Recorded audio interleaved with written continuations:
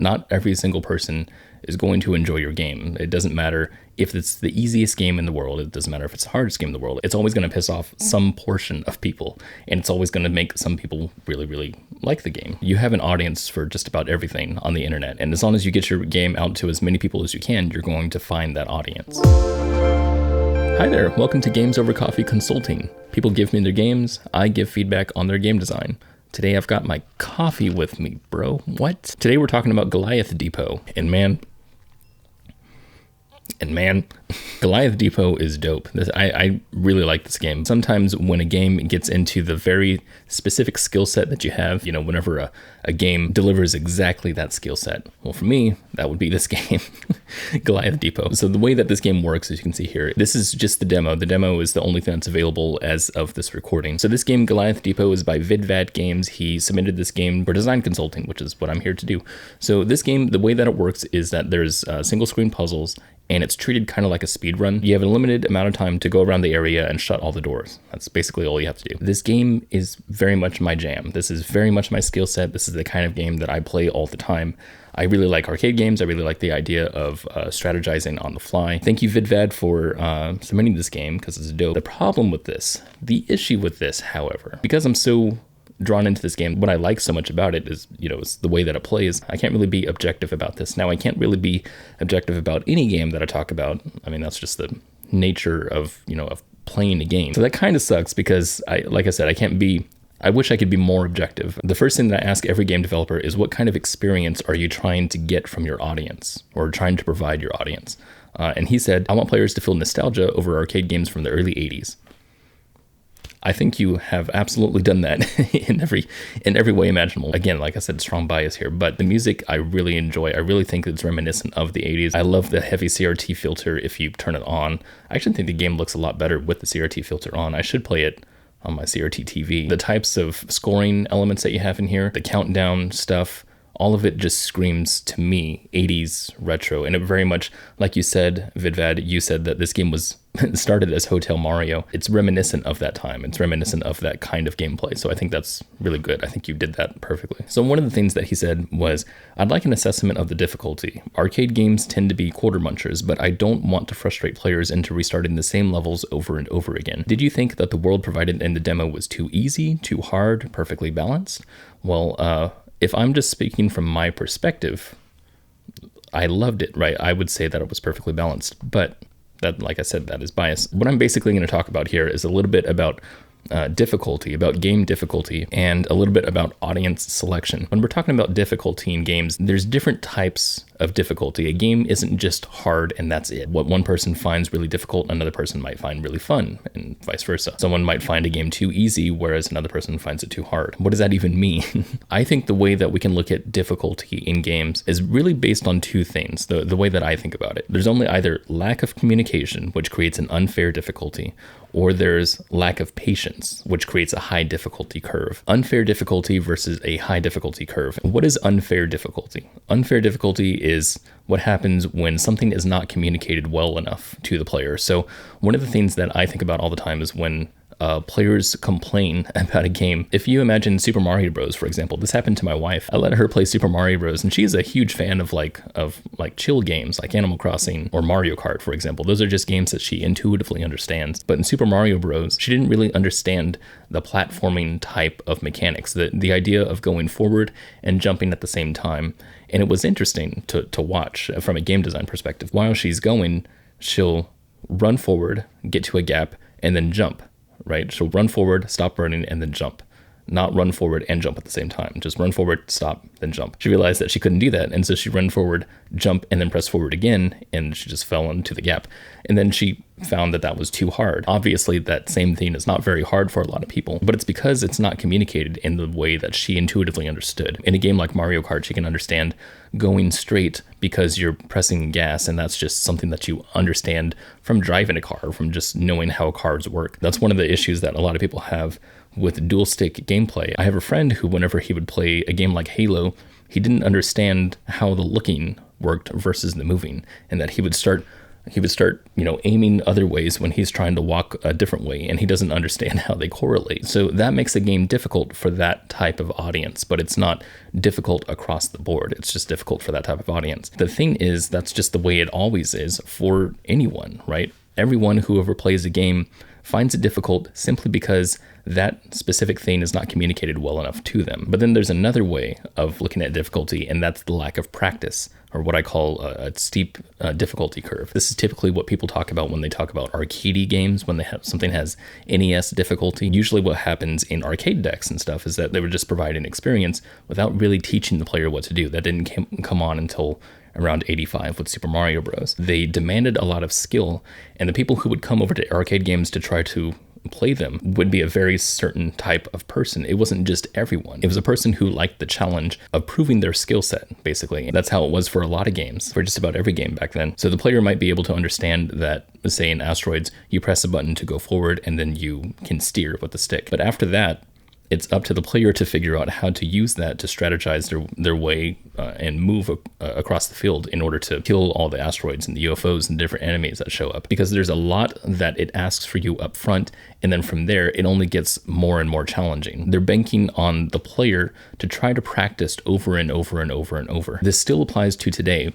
It's just different that the way that game designers look at their difficulty curve. Now they make it very shallow, which is a good thing, I think. Games like Super Mario 3D World have a very, very shallow curve. They want to introduce this to everybody. They want every single person, no matter who they are, to grasp the mechanics and be able to play the game fully. My nephew, for example, who I think is around about 5 now, can play a Super Mario game very easily because of the stair stepping, because it's a very, very gradual curve that they introduce each challenge to, because that's Nintendo's design philosophy. So looking at that and knowing that we have difficulty that exists in 2 different types of ways, they're still based on the type of audience that you want to give them to. So you can't make everyone happy. Not every single person is going to enjoy your game. It doesn't matter if it's the easiest game in the world. It doesn't matter if it's the hardest game in the world. It's always going to piss off some portion of people, and it's always going to make some people really, really like the game. You have an audience for just about everything on the internet, and as long as you get your game out to as many people as you can, you're going to find that audience. So what it comes down to, VidVad, is that you have to understand what type of experience that you want to deliver. Do you want to give an 80s type of feel like the arcade days back in the day? If you do, then design it that way. And if that is the way that you're going for, if you're trying to not make it too easy, but actually make it into a kind of a higher difficulty curve, I would say you're on the right track. I wouldn't say this game is hard. I also wouldn't say it's too easy. I would say that it feels challenging enough. But the reason why I wouldn't say it's too easy is because, to me, it fits my skill set. It makes a lot of sense for me to play this game, to play it really fast. If you're trying to design for, say, early childhood, I would say this is probably not the best game to start out with. Like, to play this game, even though it's not exceptionally difficult, there are some things that you have to intuitively understand when you play this game. One of those things is how platformers even work in the first place. The correlation between moving left and right and jumping and creating jump arcs and stuff like that, short hopping and stuff like that. I don't even know if there's short hopping in this game, but the knowledge of those types of things helps the intuitive sense in this game. The whole logic of doing things inside the level and then getting back to the exit, that's just something that I intuitively understand from games like N++, for example, or other games like Mario Bros. Just because I've played a lot of those types of games, I feel like this game I already understand. You could opt to design this for a wider audience if you wanted to. You could create much easier levels first, maybe. You could create a way for someone to just do the idea of closing doors without even facing any enemies first, and then increment from there. But again, with someone like me, I really like the really steep difficulty curve, the thing where I just have to go in and I have to understand the mechanics intuitively and then just do it, because to me, it makes me feel like my skill set is being put to use. One thing that I think is done really well in this game is this feeling of speedrunning. It's not something that I do a lot, but I do like playing really fast platforming games. I just wanted to analyze this real quick because I think this is a really interesting thing to look at. One of the things that speedrunners have over every other gamer when they're playing whatever their game they're speedrunning is the way that they can control the game. Now, I've talked about control before in Tiny Tiles. When we're talking about like a relaxing experience, we have this kind of flow chart. If you believe in flow theory, or if you think about flow theory, you could look at the chart and be like, oh yeah, I can see where a lot of control but not much challenge equals relaxation, whereas a lot of control and a lot of challenge equals flow. That's what I feel like is in this game. From someone who has this kind of skill set, from someone who really likes this kind of stuff, I would say that's what this game has. This game hits the nail on the head for flow. And I think the reason why is because there's a lot of control in this game, and I think it's built in directly from the beginning. And this is what's so cool about the shutting doors mechanic of this game. There's no external force moving you throughout the level, right? Like when you play Super Mario Bros, for example, you always start out on a screen that doesn't really have any enemies, but then enemies come in and it starts to be externally motivating, right?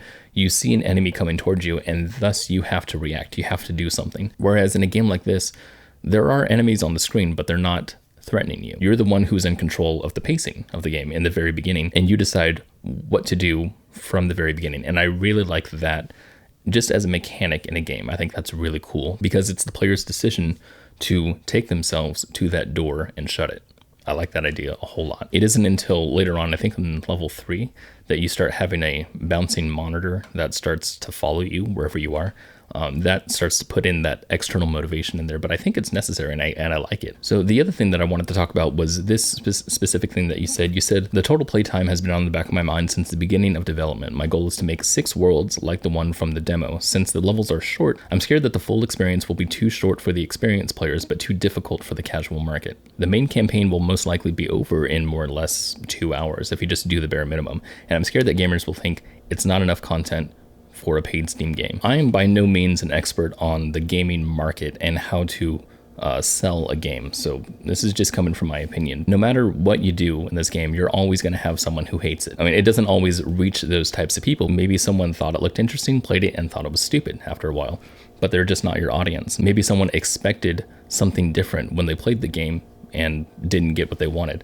You're just going to have to deal with them. Art is subjective, so you can't please everyone. That's just the way it's going to be. The pricing feels bad if the experience that I'm having is really flat and it doesn't really have any uniqueness to it. Vampire Survivors is a game that I get so much enjoyment out of, and I feel like it was pretty cheap, you know, to be able to get that much enjoyment. Whereas I never play a game like Skater XL. I never play that game almost ever. To me, it feels like a diluted version of Session, basically, or a diluted version of Tony Hawk's Pro Skater. Pricing a game just really depends on the value that you think that you're providing the player. A person who goes to see Justice League is not going to be the same type of people who really like Beau is Afraid, for example. I'm not saying that movies have different types of prices based on their content, but I would gladly pay for another ticket to go see Beau is Afraid rather than pay anything for Justice League. And it's just because of the type of experience that I want to have. I know there's a whole lot of expectations with games, and right now in 2023, it seems like that's a little less there, and I like that. I can play a game like Untitled Goose Game and have a lot of fun with it for maybe about 2 hours, and then I'm done with the game. I think the game that I've played the most has been the game Super Crate Box. I think I've played that more than The Legend of Zelda, honestly. It's a very small game that I just come back to all the time, and it was free. So really, I think this is an experience thing. Just know that I really like this game, and I would gladly pay for this game. So that's all the philosophical stuff out of the way. I want to get down to the nitty-gritty kind of game design stuff in here, point out some of the things, some of the inconsistencies that I saw in this game. The first thing is the damage counter. The damage counter is just your health bar, right? Your little health bar, the little hearts that are up in the top left-hand corner, because there's many times that I'd be playing the game and I'd get hit, sent back to the beginning, get hit again, got a game over, and I'd be confused. I'm like, I didn't know I'd have that many hearts left. So I would just make it very obvious that the player, when they get hit, you know, one of those hearts disappears. Like they have to know how much they have left. The whole idea with Mario, the reason why this works with Mario is because you shrink. I'd probably have some sort of color change or some sort of damage counter that appears in the middle of the screen, or something that makes the player understand, oh, I have to be careful now, right? I only have this many hearts left. I know that this game was built off of Hotel Mario, so there's the idea of hiding inside doors. I never once used that feature in this game, that mechanic, and I'm not exactly sure what it's for. So I know that you can hide in a door to make sure that an enemy can cross paths in front of you and you don't get hit, but I never used it, and I never felt like I needed to use it. So I'm sure you'll have it in different areas. That's just my experience here. The tutorial is a little weird in this game. I really like the idea of it. I totally dig the idea that you're trying to do something that's a little bit like Mega Man in my mind. The idea that the selection is tied to the action, I think is really cool. But the correlation that you have here in the tutorial is a little strange. What happens in the tutorial, in the quote unquote tutorial, it's not really a tutorial, but I really like the way it's done, is that your character comes in from the left side and there's some dialogue that happens on the bottom screen. When they see the character come in and they stop at the door, they press A.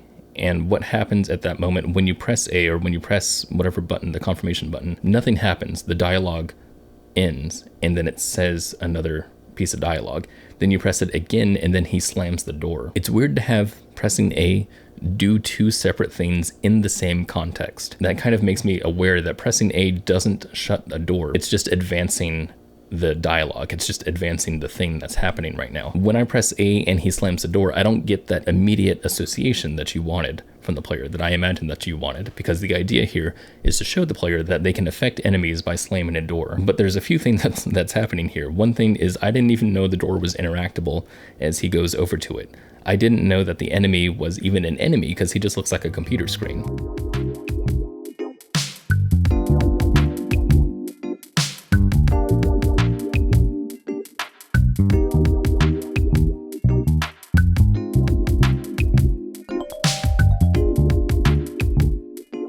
I didn't know that pressing A slams the door. So there are a few things that I'm still trying to figure out after the fact. And I was still confused when I got into the first level, and I ended up just hopping on the computer monitor without slamming any door, and I just died. And I was just like, what happened? I think one of the things that would help this is just making that part interactable by just, instead of having it scripted, have the player just actually play that part and make it so that they can't jump over the enemy. They can go over there, maybe get hurt if they run into the enemy, but just let them reset. It doesn't matter. Only way they can go forward is by closing the door, affecting the enemy, then kicking them, right? That's the only thing they can do. I think that would make a whole lot more sense in trying to teach the player the mechanics. The combos were a little strange in here. One of the games that I really like playing specifically because of the combos is Downwell. And what's funny about Downwell is that you don't really need combos to play the game, right? It's just an extra thing you can work toward if you want to. But in this game, sometimes if you open a door, then it says lost combo. And I'm not exactly sure what that even means, because the score that's shown it's really cool. It's really tiny and it looks very 80s, but it's very tiny, and I don't see it growing in any meaningful way. I think it goes up by 10 points per door or something like that. The amount of score that you get from going from one door to the next and not breaking your combo, it doesn't make me want to continue linking doors together. There would be sometimes in this game, I remember the noise happening when it says lost combo goes or something like that. I didn't want that to happen because it felt like a negative thing. So I started trying to avoid making that happen. It wasn't me wanting a combo. It was just me trying to avoid the negative sound. That's basically what happened. It wasn't until I started analyzing the score that I was like, oh, I'm not actually doing a whole lot with these combos. They're not actually doing much. So I instead used the doors strategically, and I started going over to enemies and opening and closing the door in order to affect them once I got back to that area, and I would break my combo on purpose. I think if you wanted to show that the combo should mean something, that it should do something, that it should do something more with the player, it shouldn't just add points. I do like the idea of adding points. If you wanted to make it even more of a thing, you can make that much more juicy. I think you could grow the score both in size and color. If you look back on the video that I did on scrambled eggs, that was something that I said in that game too. One chicken might have like a little small 100 that pops up. When you hit the next chicken, then it's a bigger 200, and then the next one is a bigger 300, and then a bigger 400. The value would grow, but the size of the score I felt like needed to grow also. And so I feel like that's something that you could do with your game. It did feel well balanced though, and so I understand that's probably why you had the 100,000 score at the end, because that was pretty hard to get, but it doesn't feel like I'm getting that much more. So maybe that's what it is that you just need to increase the amount of juice that the combo allows. Another thing that would be really cool to invigorate the player to try to get combos is to make the combos do something, like make the player maybe a little bit faster or stronger, or have bigger waves that come out or something like that, something that affects the mechanics in some way, so that the player goes, oh man, I want to get a combo every time that they play the game. In Downwell, for example, you get gem highs when you get combos after a bunch of times. I'm still not exactly sure what a gem high does, but you get it. The timer in here, the timer is a little weird in here, because the way that this game is played is kind of like a speedrun game, and there is a medal that you can get for completing the game in under 5 minutes, which is cool. The timer in here is not in minutes and seconds, it's in its own type of time, whatever it is. It was confusing trying to play the game without its actual timer. There is an option hidden away in the options menu to turn on the speedrun timer, and that's different than your regular timer. The speedrun timer, because it is very much a speedrun timer, it still keeps track of time even when you're not interacting with the game. While that's completely fine to have and everything, the default timer that's in the center of the screen at the top, I feel like should represent real time. Like, it shouldn't just be some random number. After a while, I did understand that timer for its own merit. I was trying not to go below 6,000, but I think if it were just a real time, I think it would make more sense. I'm not sure if this was a bug, but it seemed like every time that I went to the exit door, sometimes I would have to press Y to enter the door in order to exit, and sometimes I wouldn't have to press any button and I would just immediately exit. And what's weird about that, especially if this is a speedrunning game, I want to be able to, as soon as I hit the exit, to be able to exit. That's shaving, milliseconds off my time, but of course, if this is speedrunning, that matters, right? So I want to be able to hit that collision and not have to press Y. The last thing I wanted to talk about was the idea of playing this game really fast and the looping that you have going on. So you have the level loop, or the level wrap, whatever it's called. When you go to one side of the level, you appear on the other side. One of the things that annoyed me was, because I'm playing this game so fast, when I slam a door and the waves come out, I feel like the waves should continue to where I'm going. So for example, in this level, when I'm slam the door and I go to the edge, I was hoping that the waves would continue with me to the edge of the level and then wrap around and hit the enemy on the other side. I feel like there's like basic continuity. Like, for example, using the wrap, you can jump across gaps that exist between, two areas of the level. I think that's really cool, but other things don't do that. So, I want more things to do that. One of the things that was really cool about not having that happen, whenever I would get caught by that beam guy that shoots like bullets downward, all I would have to do to get away from his attack, sit on the side of the screen and then exit to the other side when he would attack, and because his bullets don't wrap around, then it didn't hurt me. So it was very easy to evade him. But yeah, it's just something that I noticed, because when you're playing the game really fast, the idea of continuity is on your mind all the time when you're playing the game really fast. So that's everything. Thank you so much, VidVad, for submitting this game. If you have a game and you're not this developer, there is a link in the description to submit your game. And it was interesting. There's a not safe for work game that was submitted not too long ago. So we're going to take a look at that, except it won't be the not safe for work version. Anyway, if you want to know more about that, go to the Discord, or you can go to this website. If you go to the links section in that website, there's a little Discord button. I also have a different channel that I'm not putting content out at the moment because I'm working on something pretty big, but that other channel will eventually have much longer videos on it. I'm always in the Discord, by the way. VidVad, I know you are already in the Discord and you have talked to us before, so that's great. So you'll see there's other game developers in there. If you are not this developer and you have a game that you want other people's opinion on, you can go to our Discord, and there's a playtesting channel. You can play other people's games, or you can give your own, try to figure out bugs and stuff or whatever. Thank you for watching. See you later.